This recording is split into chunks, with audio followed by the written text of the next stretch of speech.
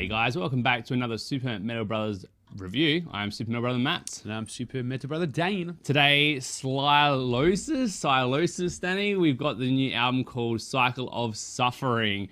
The band's known, I guess, predominantly in these days as more of a thrashy death metal band, but it wasn't always the case with this band, Danny, was it?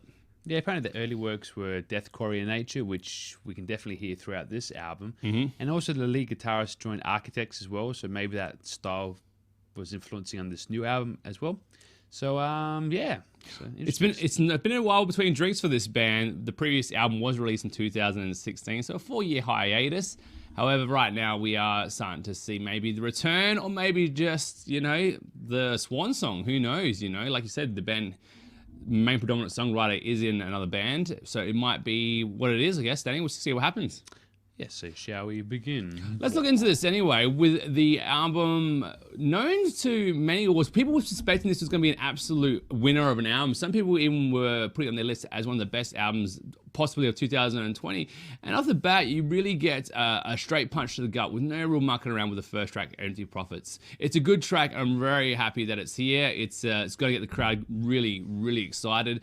And I think live this song will transition really, really well. Exactly right, which is good to have a song which gets into it straight away and sets the tone for the album. I guess it's funny because I'm going to actually contradict myself later on, but setting up for it, this album being like technical and fast, majority of them a bit like deathy in nature with the breakdowns, it's good to have a first track which like emphasizes that rather than you starting off with a slow piano thing and you're like, yeah, that wasn't needed. But I will be contradicting that later and I'll justify reasons why. If you want fast, this album's got some of it as well. Particularly, I think the height of this album, some of the palm muted sections in songs like Arms Like a Noose. I mean, it's an incredibly like technical piece of work. I don't think this band gets quite into obscure territory with the tech death kind of style, but it's incredibly still. I mean, the technique needed is very, very impressive.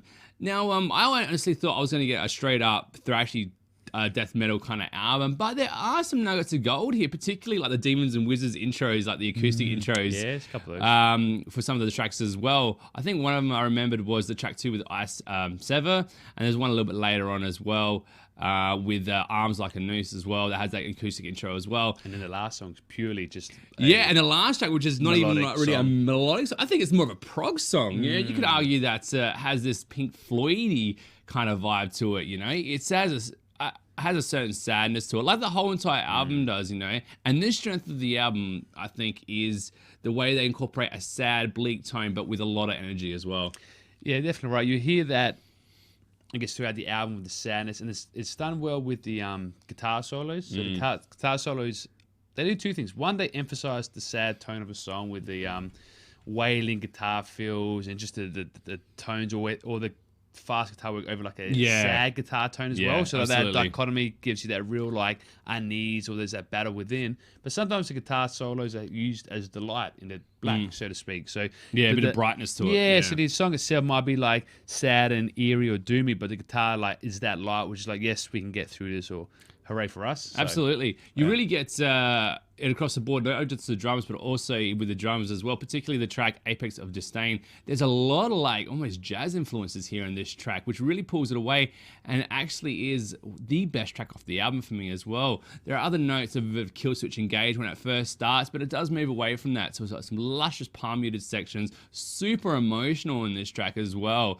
And with a across the board breakdown of the whole entire band playing at their highest order, but also pulling away just from being a generic, and I say that, nothing derogatory in that comment, but, pulling away from their own sound really almost that they've got for themselves in, It was a phenomenal track, and I think there are a lot of other tracks like that on the album that really do a little bit more just to separate themselves from being a deathcore thrash metal band. Yeah, that's true. They have their standard tropes like their breakdowns, but at least the breakdowns aren't in every song, and the breakdowns aren't the same. Like they'll change them by length, tempo, maybe have nice guitar licks in them to like give a bit of character to the breakdowns.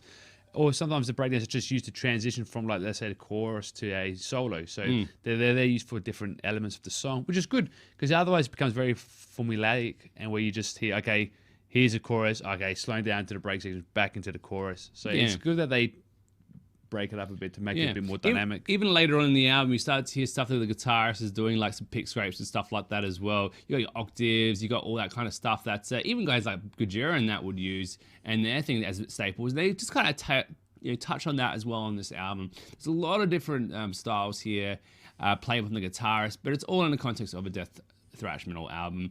And I think if you're into that kind of style, I mean, this is going to be one of your favorite albums of the year. But is there anything else you want to talk about before we get into some of the things we didn't like so much in the album, Daddy? I thought like it was, I don't know. I mean, the guitar tones were nice. I thought they were really strong. Again, they emphasized the use of the sadness and eeriness of the whole album. Yeah. Again, the use of like pianos and strings, like saying guitar scrapes or any synth work used. Yep. Was quite appropriate. It's very light, actually. I remember some of the quiet stuff and the orchestral stuff, just behind the guitars. A lot of the things push it right over it. But here it was just nicely in the background, making sure to pay homage to the guitars, which I was very happy about. Yeah, no, it's true. Again, it's all purposeful. Like even like when they use like double kicks or like some blast beats, they're very purposeful. They're not just there because we haven't done one for a while. Let's do one. They're there for emphasis and to help with it. No one was overshadowing anyone else. It was all combining. For sure.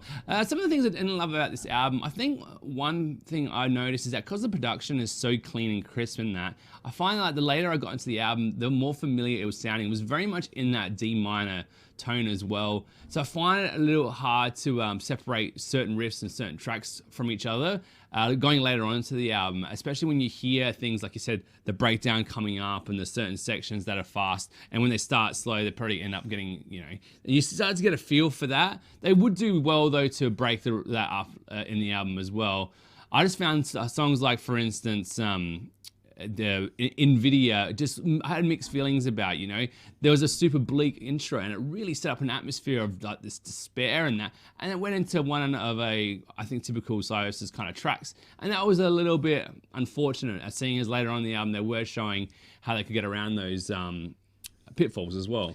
Yeah, I thought they relied too much on that like boppy staccato thrashy groove verse. Like that's kind of used nearly in every song, and they gotta be like, okay, I've heard that verse, that riff, can you like try to change it up a bit? So I thought that, and that's maybe explains why there was kind of a bleeding of tracks because of that predominant style they use. But that's pretty much it. Apart from that, I think the last track was nice, that they had a melodic, because there are a lot of melodic elements throughout the album. Absolutely. So it's good they had like a full melodic track. I just thought either one, it could be used higher up in the album to help break it up a bit, or two is like you end with this very nice like melodic song, but there's nothing that predominantly melodic throughout. I thought this was one of the weird cases that if the album started with like an opening 50-second, 30-second track of pure like melodic strings and sounds of pianos, or even a bit of clean singing somewhere out, then it would have suited to have this, like an opening and ending to the album. And it falls in between that mark of like, did they do it because they wanted to challenge themselves and push themselves and do something that was going to throw everyone out, or more that that's what they felt like doing, and that's what you got.